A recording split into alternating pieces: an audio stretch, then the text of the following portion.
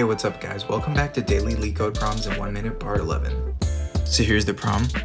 Given a string s and an integer k, return the maximum number of vowel letters in any substring of s with length k. So here's an example. When s is equal to this string and k is equal to 3, the output is 3 because of substring I, because it contains 3 vowel letters. So here's our function with inputs of self, s, and k. First thing we want to do is have a local copy of all the vowels. Next, we're going to set max and temp equal to 0 and start iterating through the list. First, we're going to check if the indice is less than k, and if so, we're going to start counting the vowels.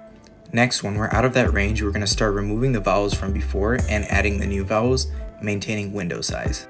Next, we're going to check if temp equals k and return k, since that's the max number of vowels allowed.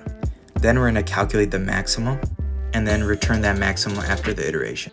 Let's run it, and here are the results. Thanks, that's all I got. Like and comment for what you want to see next.